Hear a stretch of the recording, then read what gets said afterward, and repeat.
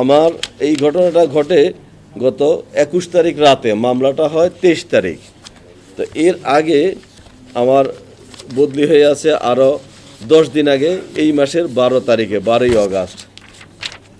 এই 12ই আগস্ট তারিখে বদলি হয়ে আছেন আমার।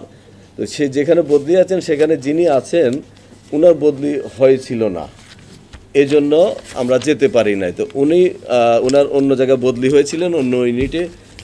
উনি আমার সিনিয়র, উনি চলে গেলে আমি সেখানে আমার দায়িত্ব নিব ইনশাল্লাহ।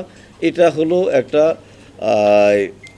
বদলি, পদায়ন, এগুলো হলো একটা চলমান প্রক্রিয়া, স্বাভাবিক প্রক্রিয়া। এটার সাথে এই মামলার সম্পর্ক নেই, কারণ বদলিটা এই মামলার 10 দিন আগে হয়েছে, অর্থাৎ 10 দিন পরে এই মামলাটা হয়েছে। আর মামলা যিনি থাকুক, এই চেয়ারে যারাই থাকুক, তারা সর্বোচ্চ পেশাদারিত্ব নিয়ে এবং আইন বিধি মোতাবেক মামলার তদন্ত কাজ পরিচালনা করবেন।